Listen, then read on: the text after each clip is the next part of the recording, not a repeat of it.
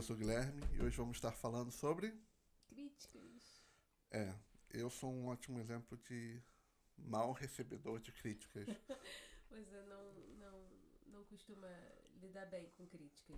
Eu tenho a tendência de levar pro pessoal, que é uma coisa que eu acho interessante a gente se entender para se melhorar. Então, recentemente eu percebi que eu levava a crítica muito pro pessoal e isso é uma coisa muito errada. Então, hoje a gente vai estar explorando um pouquinho a questão sobre como receber crítica. Vamos ver alguns exemplos que acontecem e como isso pode afetar e como a gente pode se melhorar. Que é um trabalho não fácil, mas que... Eu acho que receber crítica é um ponto fundamental de qualquer trabalho que você faça, dentro da igreja, fora da igreja, como médico, como pintor de parede. E eu acho que um grande ponto disso é você criar um ambiente fértil para críticas boas. Né? O primeiro ponto é, críticas são boas, sabe? Não vamos criar aquele ambiente assim, tipo, estéreo, e a gente cria uma bolha onde a gente não pode ter críticas, que é o caso, por exemplo, de quando toda pessoa que comenta algo negativo, você bloqueia ou elimina o comentário. Já aconteceu comigo recentemente. Eu fiz uma crítica que eu achava pertinente e a pessoa decidiu que simplesmente o melhor era me bloquear. E o que acontece quando a gente cria essa cultura do não crítica? Críticas não são toleradas. Você cria um ambiente tão estéril para crítica que você vive numa bolha, você não consegue receber mais feedback. Ou seja, você só consegue receber os feedbacks que são ai, obrigado pela partilha, ai, que lindo, ai, muito bem. Você só consegue receber aquelas coisas superficiais que não lhe acrescentam em nada. Exatamente, se você não recebe bem críticas que às vezes não são aquelas que você gostaria de receber, críticas ruins ou alguma coisa que você pode melhorar, o que acontece é que as pessoas, ao perceberem que você não recebe bem críticas, elas param de te dar críticas honestas e passam a só a fazer as críticas quando gostam. E isso é muito Não é perigoso. só crítica do gosto, mas às vezes é a falta de crítica, porque nem todo feedback que a gente recebe é uma crítica. Uhum, Às vezes o feedback é obrigado. sim. Ou poste aqueles emojis. Quantas vezes eu já vi posts religiosos que as respostas são um bando de emojis. Assim, tá, mas que isso acrescenta na conversa, no diálogo, Uhum. né? Nada. É, é importante filtrar as críticas para você tentar perceber. Por isso você não pode levar pro pessoal, principalmente imediato. É bom você digerir um pouquinho a crítica como ela chega até É. você. Porque chegou uma crítica, por exemplo, a gente no Laboratório da Fé. Quando a gente começou, a gente cometeu vários erros. Até a Claro. questão de som. E a gente foi melhorando graças às críticas que a gente recebia. A gente ouvia, o som não tá bom, tá ainda com eco, Tá com tá com chiado. chiado, a câmera ficou em cima. E aí a gente foi absorvendo essas críticas, a gente de maneira nenhuma levamos pro lado pessoal. Não, pelo amor de Deus. E a gente falou, não, o que tá realmente? Aí a gente viu, está.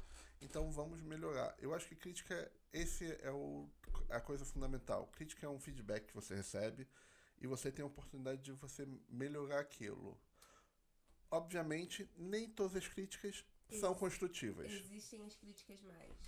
Por exemplo, o Bispo Barrett, o famoso Bishop Barrett, Bishop Barron, bicho ele americano. tava há 2 meses atrás, ele teve que postar um vídeo falando sobre as severas críticas que ele estava recebendo. Mas o que deixava ele mais chateado, que era críticas de um grupo católico. Ou seja, ele achava absurdo que um católico estava falando mal do outro católico e ele falava assim, imagina um ateu, uma pessoa que está tentando descobrir a fé, chegar na minha página e ver aquelas várias críticas do católico pro católico e falar assim, olha, eu não vou querer nada sobre catolicismo, esse pessoal é muito agressivo, esse pessoal tá brigando entre si. Mas ele tava falando como antigamente dar críticas era um processo completamente diferente do que hoje em dia é, né? Ele falava, se você escrevesse algo pro jornal, por exemplo, nas mídias tradicionais, né? O jornal e a televisão e a rádio, você tinha que escrever por carta. Uhum. Isso já é um processo que demora, sabe? É um processo que Você tem que sentir aquela crítica, você tem que pegar um papel, escrever, ir no correio, botar um selo, mandar, ou seja, é um processo que, por ser demorado, você sim já vai filtrando se aquela crítica merece não ser enviada. E quando a crítica chega na estação de TV, de rádio ou de jornal, ela é filtrada pelas pessoas que recebem as cartas, né? Sim. Ou seja, se a pessoa que recebe a carta acha que aquela crítica é só abuso, é só... sabe, é só criticar por criticar, aquilo nem chega aos ouvidos da pessoa que escreveu o artigo, da pessoa que fez a matéria. Ou seja, a crítica antigamente, ela já recebia, ela tinha um caminho tão longo e tantos filtros que as pessoas não conseguiam receber críticas de um jeito tão rápido quanto é hoje. Hoje você não gostou, você já, Hoje é imediato. Realmente, você um gosto de algo, você na hora já posta nas suas redes sociais. E é engraçado falar do Biche Barry, que ele, no começo quando ele começou a parte de evangelização dele, que ele ia para shoppings, falar na hora do almoço para pessoas, e começou a postar vídeo no YouTube, ele falou que ele recebeu muitas críticas de ateus, né? Ele começou a muitas dúvidas de ateus, ou críticas, ou coisas de pessoas que não eram crentes. Pois. E aí ele achou isso fantástico, porque ele viu que ele estava saindo da parede da igreja e indo além. Isso ele acha como um sinal de tipo, finalmente sair das paredes da igreja, porque quando você começa a receber críticas e feedback de pessoas que não são o teu público cativo, né? Não são aquelas beatas que estão sempre na igreja. Você começa a receber coisas falando sobre se Deus existe, ou até o famoso só tem padre pedófilo. Você sente assim, ufa, então meus vídeos estão chegando para pessoas que não são aquelas que estão nos banquinhos da igreja, né? Aquelas pessoas que você vê sempre. E é interessantíssimo quando ele relatou essa reação dele, porque eu falei assim, nossa, eu nunca ia ter essa reação, sabe? Ufa, alguém me criticou. Mas é interessante como assim, foi pra ele um sinal que o vídeo dele estava tendo um alcance maior do que ele esperava, do que era o esperado. Ele desejava isso. Então isso eu achei bem bacana, que tipo, ele mostra que realmente os meios digitais, que a gente tanto defende, são uma forma da gente sair das paredes da igreja, atingir mais pessoas do que o povo que já está nos ouvindo, o povo da nossa beira, como falam. Você ir além. É uma forma de você ser missionário sem precisar, sem ter que ir na África, que é o modo mais tradicional quando se fala em missionário, né? Quando a gente fala em missionário, a gente já pensa, tem que ir pra África. Não. Você pode ser missionário dentro de casa. Mas essa conversa toda também a gente surgiu por causa que a gente recebeu um artigo fantástico de um padre italiano. Meu novo padre favorito é o padre Alberto Ravagnani. Eu não sei se eu falei o nome certo, desculpa, padre Alberto. Padre de 26 anos. Padre pode ser ordenado tão novo assim? Para 26 anos é muito novo. O padre, ele começou a fazer vídeos no YouTube. Uhum. E eu vi uma entrevista que ele fez para EWTN, que é a rede católica dos Estados Unidos, né? Ele falando que ele começou como basicamente tudo começou agora, né? Pelo coronavírus. Sim. E ele falou que o intuito dela, como as portas estavam fechadas, ele queria ainda alcançar os paroquianos dele. Sabe? Sim. Os jovens da paróquia dele. A preocupação dele é assim, tipo, o meu rebanho, meus jovenzinhos. E aí ele começou a fazer esses vídeos pro rebanho dele. Aí, tanto foi que agora os vídeos dele tem cerca de 100 mil visualizações. Ou seja, saiu muito além da parede da paróquia Sim. dele. E o que nos chateou no artigo foi as críticas que ele recebe pelo esse trabalho fantástico que ele está fazendo. A gente vai colocar tanto o artigo quanto o link do canal desse padre no nosso vídeo no YouTube, na descrição do vídeo do YouTube.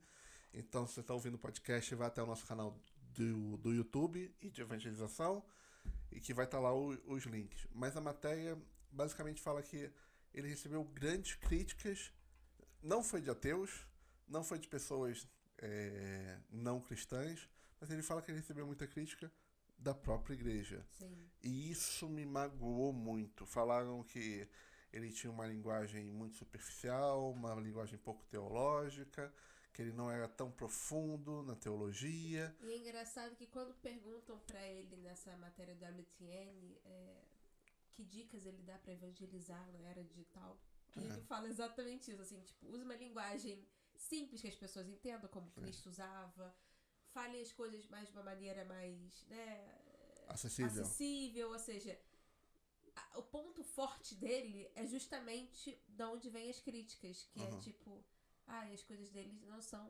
super profundas e difíceis. E eu acho isso fantástico, porque eu vi uns vídeos dele, aliás, eu vi o vídeo dele sobre pra que serve oração, né, que foi adorei o vídeo. Vi com legendas pelo YouTube. O YouTube gera legendas automaticamente. Não falo italiano. E o interessante é porque às vezes a gente vê dois opostos na evangelização. Ou a gente vê aquela infantilização, aquela coisa assim que é Bíblia infantil, que Jesus é teu amiguinho, que você tem que ser bonzinho com os outros, aquela coisa assim super rasa, que trata a gente como crianças.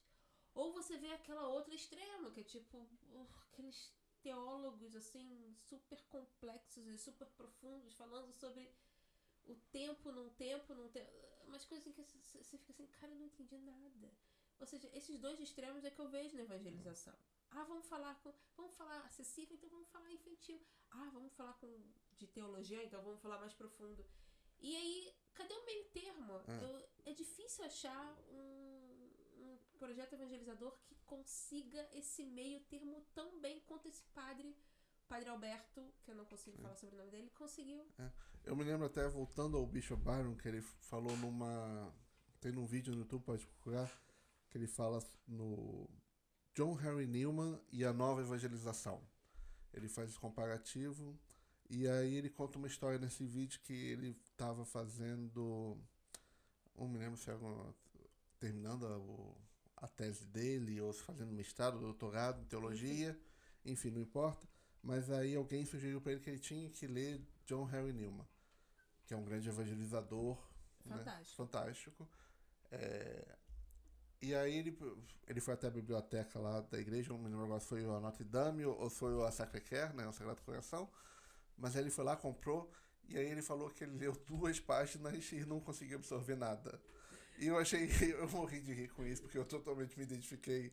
Eu já tentei ler o Harry Newman, eu acho que eu não me considero burro, mas eu senti a linguagem... Teólogos, Bento XVI, a gente comprou Introdução ao Cristianismo. Sim.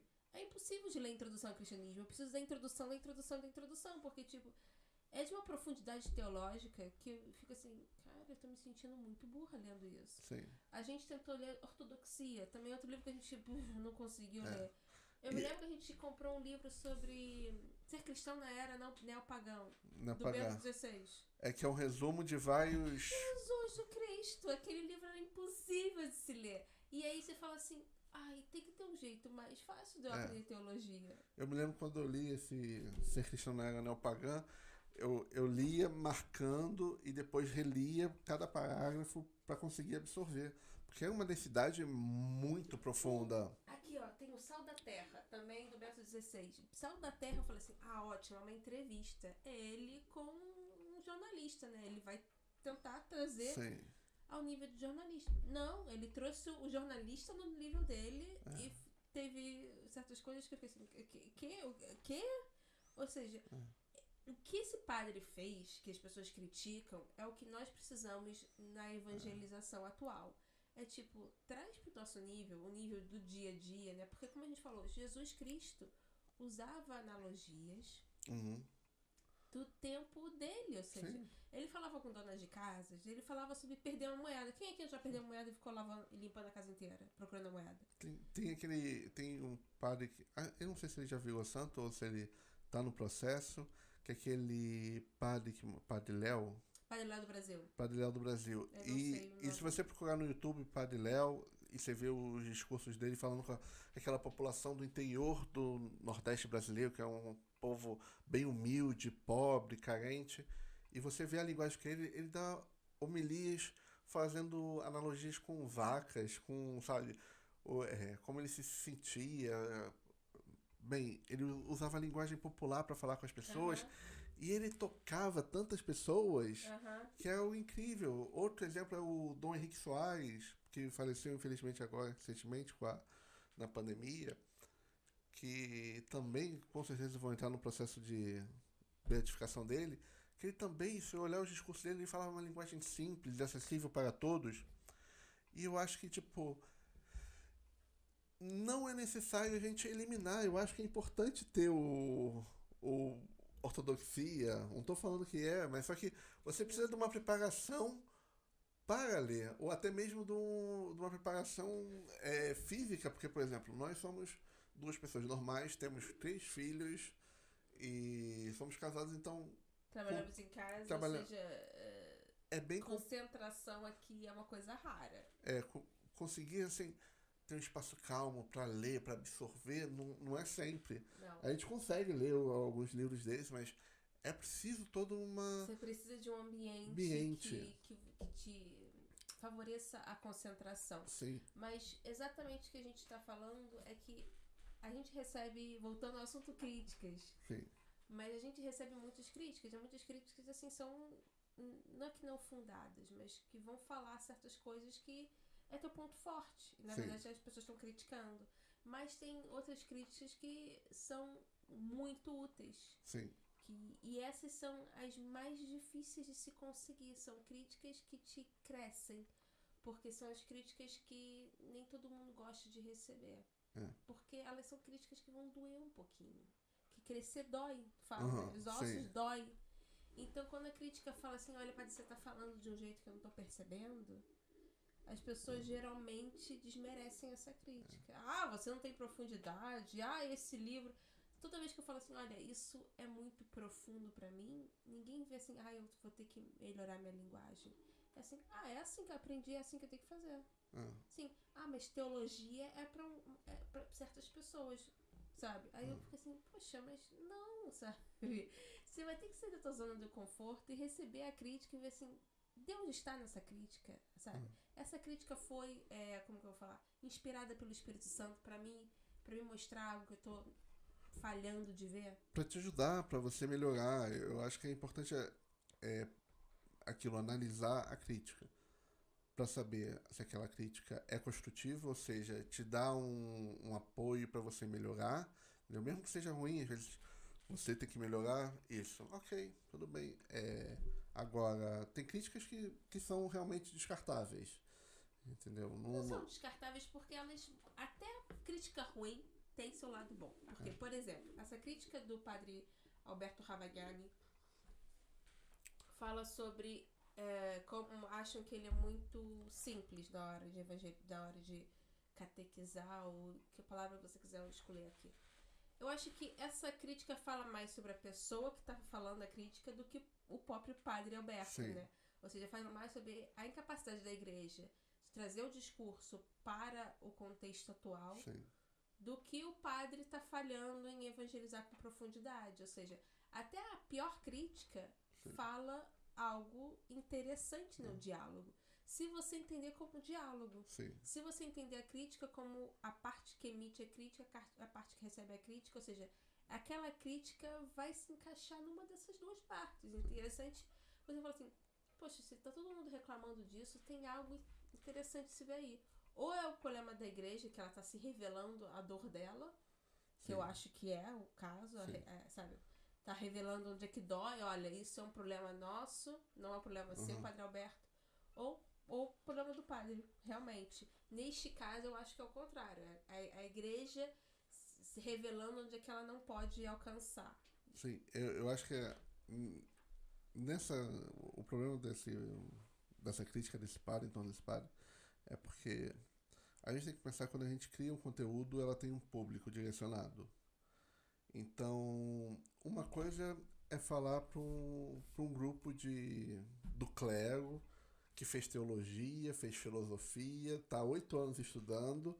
Eu posso trazer o nível da teologia lá para cima, né? Eu posso fazer uma linguagem mais difícil, eu posso até fazer algo mais denso, mais profundo. Agora, quando eu falo, por exemplo, com os jovens têm aquela linguagem? Não, acaba por provocar um ruído na comunicação, Sim, sim, entendeu? E isso é uma coisa que a gente tem que pensar, tipo, meu público, com essa minha linguagem, eu vou gerar algum ruído? É o que ele está acostumado a ouvir, sim. entendeu? Mas aí que também, é mais fácil a gente conseguir fazer a comunicação sem ruído quando a gente faz uma comunicação autêntica e genuína. Uhum. Por exemplo, a gente vê, como eu falei pra você, tem padre aqui, não só de 26 anos, mas já conheci padres muito novos, assim, de 30 e poucos anos, que tem um discurso que parece ser um padre de 70, 60. Aliás, eu encontrei já muitos padres de 70 e 60 que falam de uma maneira super acessível. E Sim. padres novos que falam de uma maneira assim, tipo, quê? Não tô entendendo nada. Parece que alguém trocou de corpo com esse padre. Esse padre tá parecendo um padre muito velho. Uhum. Velho sim, porque eu já encontrei padre de 30 anos falando que mídia social é um desperdício de tempo, eu não tenho Facebook, eu não tenho Instagram, graças a Deus, porque é isso.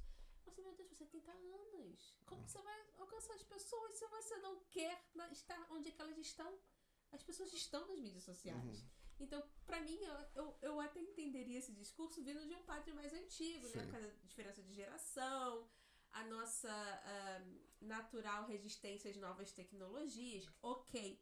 Agora, para um padre de 30 anos falar que não tem Facebook, graças a Deus, ou na verdade era, não tem Instagram, eu não me lembro do discurso dele. Só que era assim, eu falo assim, ai cara, você tá perdendo uma grande oportunidade de alcançar o seu rebanho. Esse padre, por exemplo, tem, em média, 100 mil visualizações por vídeo. O padre Alberto. Padre Alberto, o padre italiano que a gente tá falando. Cara, isso é fantástico, são 100 mil pessoas, a gente tá falando para um público de 100 mil pessoas. Isso é um estádio cheio. Imagina um estádio cheio. Nem acho que o estádio aqui de Portugal não são tão grandes assim. A gente tá com padrões brasileiros. Brasileiros do Maracanã antigamente, agora nem é mais. O padre Alberto, ele tá. Eu vi um vídeo dele, um influencer todo tatuado da Itália, o tal do FedEx, sei lá. Ele começou gerou um vídeo perguntando coisas que o padre, o padre é muito fixe, muito descolado, mas a igreja já tem que mudar, porque a igreja é isso.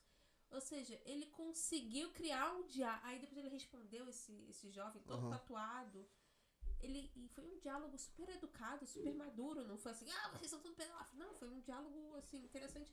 Ou seja, ele conseguiu criar um diálogo com pessoas que, sabe, são difíceis da igreja alcançar e se ver relevante. Que influencer agora a gente pode pensar do mundo brasileiro, mundo português, esses mainstreams, que vive a fé ou que tem perguntas de fé interessantes? São raríssimos, sabe? Isso deve ser 1%, 1 ou 2 devem ter postado alguma coisa sobre graças a Deus, super religioso. Ou seja, ele está conseguindo fazer coisas fantásticas porque ele está indo onde as pessoas estão, que é a internet, e conseguindo falar a língua deles. Sim.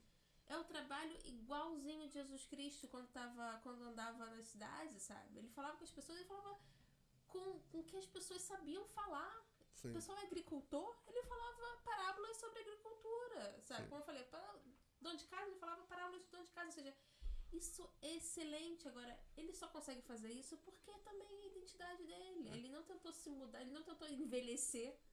Eu não sei se os padres envelhecem quando são ordenados, assim, agora você tem 73 anos, haja como tal. Mas ele não se envelheceu, ele continuou sendo uma pessoa de 26 anos, apaixonado por Cristo, apaixonado pela igreja, comprometido com a missão dele, e é daí que ele consegue criar tantas conexões. Ele foi uma pessoa autêntica. Eu acho que a questão principal desse podcast é isso, é como receber críticas. Eu, como eu falei, eu sou uma pessoa difícil para receber críticas, porque eu geralmente levo pro lado pessoal. É uma coisa que eu descobri até recentemente.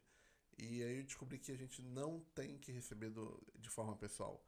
A gente tem que perceber que a crítica é sobre o trabalho, sobre o problema. Tem uma coisa. Então eu tenho que analisar a crítica sobre aquela coisa que eu tô fazendo, o porquê daquilo. Mas não é sobre a minha pessoa. Não. Então, e tem maneiras da gente, como a gente dá um feedback, né, principalmente para pessoas difíceis como eu.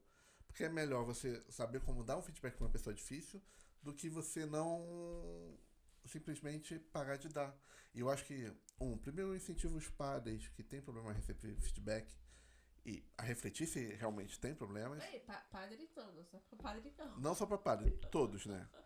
Todos têm problemas para receber feedback, para refletir sobre se realmente tem problema para feedback e trabalhar isso. Uma maneira que a minha esposa faz maravilhosamente bem, que a gente aprendeu, Maravilhosamente bem, não é tanto nem assim. sempre, mas a gente faz, que é a técnica sanduíche. Que é A uma técnica sanduíche, eu vou falar como que eu dou feedback pro meu marido. Meu marido, ele recebe feedback muito pessoal. né? É aquele negócio assim, Guilherme, você não, sei lá, você não tá lavando, você não tá botando a louça direito na máquina. É um problema normal aqui em casa, por exemplo. Você tá botando muita louça na máquina. Você tem que botar assim, assim, assado. O que ele encara? Ele encara assim, então faz você, eu não sei fazer, eu não sei nada. Uma resposta comum seria, se eu tivesse bravo e levasse o pessoal, é tipo assim, eu não tô fazendo direito? Então, Faz você. faz você. Ou então, eu interromperia ela no passado e falaria, na palavra que você está procurando é obrigado. Entendeu? Mas Pra eu eu estar gosto fazendo. quando você fala assim, fala assim. Aí eu me lembro, assim, eu tenho que fazer o sanduíche. O que é? É uma coisa boa, assim. Ai, Sim. que bom, obrigado por ter botado a louça na máquina. Realmente, eu gosto quando você bota a louça na máquina. Mas olha, você tá botando muita coisa empilhada e a máquina não consegue limpar. Mas é fantástico porque agora a gente só tem, a maior parte da louça está limpa. Ou seja, é aquele assim, coisa boa, a coisa negativa e a coisa boa. E é muito difícil isso, tentar falar que a coisa não foi feita bem. Não é que ele não fez a coisa bem. Isso é dificílimo pra mim, porque pra mim... Não, esse modelo Pra não mim- serve pra todo mundo. Não, porque pra mim, eu sou uma pessoa mais focada na tarefa. Depois a gente vai falar sobre tipo de personalidade. Pois é. Eu olho pra aquilo e falo assim, e a louça não tá limpando nada bem, cara. Tu não tá botando as coisas direito. Não tá botando as coisas de um jeito que a máquina consiga... Ou seja, pra mim eu sou muito mais focada na tarefa. E se a tarefa tá errada, eu logo falo. É difícil você fazer a técnica sanduíche. Mas a técnica sanduíche é muito positiva porque você lembra que há coisas boas ali. Sim. E tenta reforçar, como eu falo, é uma coisa positiva, o problema que se ele conta e outra coisa positiva. Mas a questão é que, tipo, você tenta mostrar que a crítica é sobre a questão, não é sobre a pessoa. Né? É sobre a tarefa, ou o problema, ou enfim, é sobre algo. E isso varia de acordo com a personalidade da pessoa. Tem pessoas que são mais objetivas, por exemplo, a Júlia, né, é mais objetiva, então eu quero saber o que está errado. Aí eu falo, ó, isso está errado, isso está errado, isso está errado. Ela não quer saber das coisas boas. A técnica sanduíche pra mim é horrível. Quando o Guilherme falou assim, então, Júlia, obrigado por ter feito isso. Mas eu falo assim, Guilherme, fala logo que tá errado. Eu sou uma pessoa assim, eu não levo as críticas pro lado Sim. pessoal. Se me falam que o som tá errado, eu falo assim, tá bom, o que tá errado no som? Tá com eco, tá com isso, tá com aquilo, ok, já sei como corrigir. Sim. Eu sou uma pessoa que, pra receber a crítica, eu consigo perceber que não é a Júlia, não Sim, sou sim. eu, é a tarefa. Sim. Agora, eu acho que, só para finalizar, é que lembre-se dessa técnica de sanduíche, mas principalmente vejam se vocês têm problema para receber crítica. Porque fica difícil quando se a pessoa pedir uma crítica, você for honesto com ela, entendeu? E a pessoa reagir muito mal, a sua tendência é você parar de dar aquela crítica ruim, entendeu? Por quê? Porque, tipo, o que adianta a pessoa me pede uma crítica, eu sou honesto com ela, até sendo construtivo, e a pessoa recebe mal, eu vou assim, tá. E você, qual o problema Aí você de faz parar de uma, faz receber? duas, faz três, e aí quando você para de dar, tá bom, tá bom. Você eliminou totalmente o diálogo. Você eliminou totalmente o crescimento.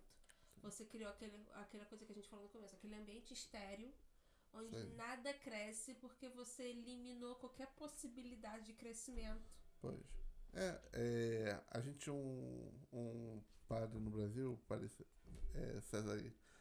E é fantástico porque de vez em quando ele preparava umas homilias e tal, e eram fantásticos. Tinha outros que a gente percebia que ele não preparou tanto assim, então era. E às vezes ele perguntava como é que foi a homilia dele. E aí ele falava, poxa, essa homilia foi muito boa, que o inspirou e tal. tinha outras que eu ficava calado. E ele sabia que não tinha sido tão boa, entendeu? Eu acho que o Padre César era uma pessoa boa de Boa receber de- crítica. é. Porque ele não forçava. Quando você falava quando Sim, ele de algum jeito já percebi, ok, já percebi. É. E ele é uma pessoa muito mais, né, direta ao assunto. sim. E era muito bom, assim, você perceber que tipo de personalidade você está lidando. Pois. E aí ele é direto e funcionava. Agora se eu chego pra uma outra pessoa e ela pede, e aí, o que você achou da minha homilia? E aí você fala e a pessoa fica chateada e é complicado, porque aí você passa a receber só As boas coisas. as boas. E Aí não, fala assim, como foi a tua homilia? Aí foi boa, não foi 30 minutos, padre. É. Você começa a pensar as coisas boas da homilia, assim. Ah, eu fiquei acordada durante toda a homilia, padre. Sabe? Você faz aquela técnica, assim, só de pensar os aspectos bons, assim, que não tem nada a ver com o fator em si. Tem até um meme na internet que é num casamento que aí o padre vai encerrar. Bem, agora que eu já falei muito, e aí ouve a voz de um garotinho falando, falou mesmo. E é fantástico, tipo. E é isso, eu acho que então críticas são boas, podem ser muito relevantes, ajudar no seu trabalho. Agora tem que saber como recebê-las. Sim. E isso é o mais importante. Sim, sim. Muito Tá bom. obrigada por ter ouvido. Até a próxima. Tchau, tchau.